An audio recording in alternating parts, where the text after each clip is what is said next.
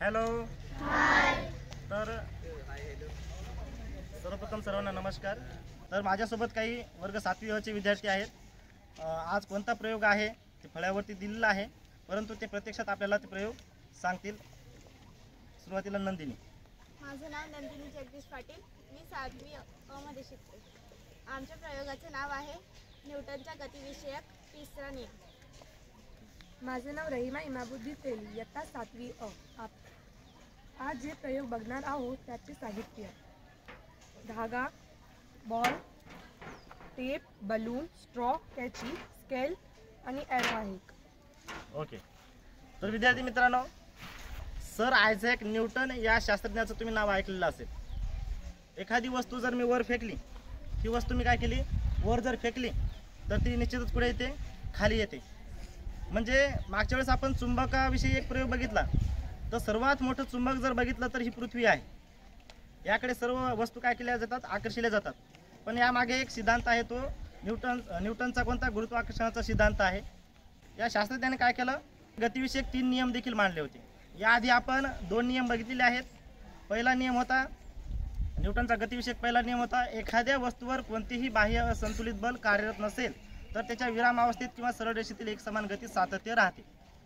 हा पहिला नियम ज्यावेळेस मांडला, आपण प्रयोग आपल्या विद्यालयात सादर केला, त्यावेळेस आपण एक काचेचा ग्लास घेतला होता. त्यामध्ये रेती वाळू टाकलेली होती, एक पुठ्ठा होता आणि त्यावरती 5 रुपयाचं नाणं आपण ठेवलं होतं. आणि आपण पुठ्ठ्याला काय केलं, टिचकी मारली होती. जो 5चं नाणं विरामावस्थेत होतं ते विरामावस्थेतच राहिलं, म्हणजे त्या ग्लासमध्येच पडलं आणि पुठ्ठा मात्र गतिमान झाला आणि पुढच्या दिशेला गेला. त्यानंतर दुसरा नियम असा होता की संवेग परिवर्तनाचा दर प्रयुक्त बलाशी समानुपाती असतो व संवेगाचे परिवर्तन बलाच्या दिशेने होते. म्हणजे नेमकं काय की आपण हा चेंडू जर असेल तर या चेंडूला मी काय केलंय, या ठिकाणी ठेवलंय आणि या स्केलने काय केलं, आपण त्याला बल लावण्याचा प्रयत्न केला. मी जर जोरात जर बल लावला तेवढ्याच गतीने तो चेंडू काय होईल, समोर जाईल. ठीक आहे. पण मी काय केलं, बल कमी लावला तर तो चेंडू देखील काय होईल, जेवढं बल लावलं तेवढ्याच गतीने तो काय होईल, समोर जाईल. हा न्यूटनचा गतिविषयक दुसरा नियम होता. तर आज आपण बघणार आहोत न्यूटनचा गतिविषयक तिसरा नियम. तर बघा, एक टेबल आहे माझ्याकडे, एक चेंडू आहे. ठीक आहे. मग मी चेंडू काय करेल, असा मारेल, त्यावेळेस तो थोडा तरी वर जाईल. आता हा थोडा याच्यापेक्षा जर दुसरे पण चेंडू असतात पहा, मारल्याबरोबर ते वर जातात. तुम्ही खेळता त्या चेंडूसोबत, बरोबर. तर आता मी याला मारलं तर तो काय झालाय, वर देखील आलाय. मी ॲक्शन केली, काहीतरी केली का, कोणावरती ॲक्शन केली बरं, मी या टेबलवरती केली. या चेंडूच्या सहाय्याने काय केली, ॲक्शन केली. पण त्या टेबलाने देखील काय केलं माहिती का, प्रतिक्रिया दिली. आपण म्हणतो की एक चापट जर आपण मारली तर दुसरा पण काय होतो, लगेच तयार होतो, मारण्यासाठी तयार होतो की नाही. एक मगाशी आम्ही तो एक मजाकचा भाग म्हणून सोडून द्या, परंतु एक चेंडू टेबलवरती आदळला की तो टेबल देखील काय करतो, या चेंडूला वर फेकतो. म्हणजेच ॲक्शन बल झालं की त्यावेळेस रिॲक्शन बल देखील प्रयुक्त होत असतं. तर हा न्यूटनचा गतिविषयक तिसरा नियम होता, पहिल्या कृतीत बघितलेला आपण. ठीक आहे. त्यानंतर आपण काही बलून घेतलेले आहेत. या बलूनच्या सहाय्याने देखील आपण काय करू, हा प्रयोग आणखी समजून घेऊयात.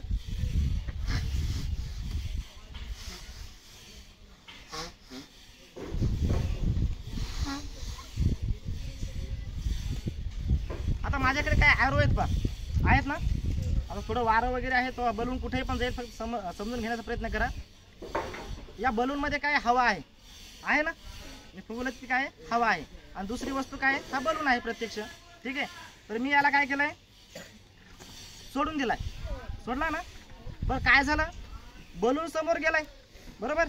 बलूनची दिशा कोणती होती, ही होती, आणि ॲरो आहे दिसतं ना तुम्हाला, आणि हवा मात्र मागे गेली, बरोबर. एकीकडे काय झालं, ॲक्शन झाली, आणि दुसरीकडे काय झाली, रिॲक्शन झाली.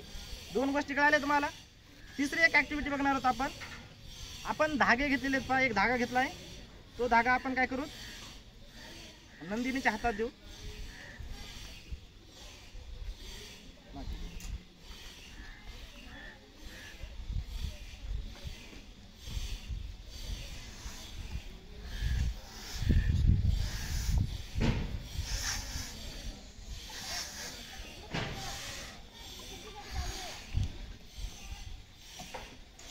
एक बलून घेऊयात, एक धागा आहे, त्यामध्ये आपण एक स्ट्रॉ टाकू.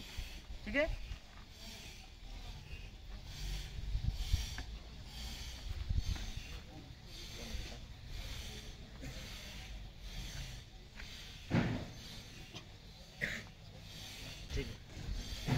त्याचबरोबर अंकुश काय करायचंय, चिकटपट्टी जी आहे ना ती कापून घ्यायची. हा जरा कट मार.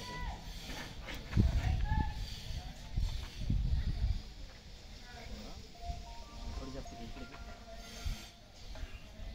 हे बोर्ड मागे.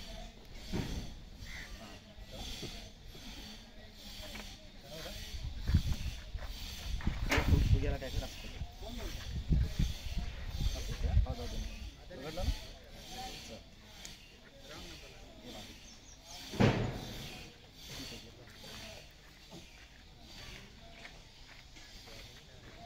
बघा एक बलून, धागा आणि आपण काय घेतली, एक स्ट्रॉ घेतली. त्याचबरोबर काय केली आपण, याला आता चिटकून देऊया. आता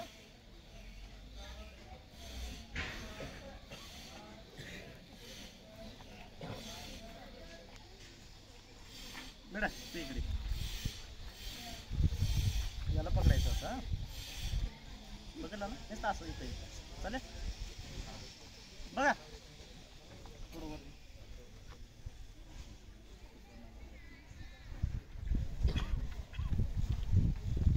आता काय होईल, या बलून मधली हवा जी आहे ना ती या दिशेला जाईल, कुठे मागच्या दिशेला जाईल.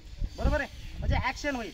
आणि समोर काय होईल, हा फुगा समोर जाईल. तो जातो का बघूयात आपण. आणखी घे, वर तिकडे जा. हा घे मागे तिकडे, जा मागे जा. एका लाईनला पकडत जा मागे, आणखी मागे जा मागे. हा थोडं तू वर वर धरते. हा मग तू खाली घे. पकड ठीक आहे. बस बस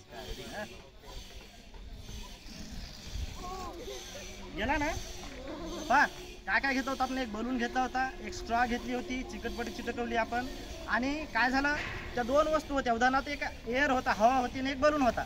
तर हवा काय झाली, मागच्या दिशेला गेली आणि बलून मात्र कुठे गेला, पुढच्या दिशेला गेला. ॲक्शन झाली आणि रिॲक्शन झाली. हाच काय होता न्यूटनचा गतिविषयक तिसरा नियम होता. तर हा प्रयोग, ही डेफिनेशन मी मुलींना आधीच दिली होती. वर्ग 7वीच्या मुली आहेत, पण मला वाटतं सिलेबस 9वीला न्यूटनचे गतिविषयक 3 नियम आहेत. तर हे नियम आपल्याला आपल्या 2 विद्यार्थ्यांनी काय करतील सांगतील. हां, तर न्यूटनचा गतिविषयक नियम आपल्याला नंदिनी सांगेल मराठीमध्ये.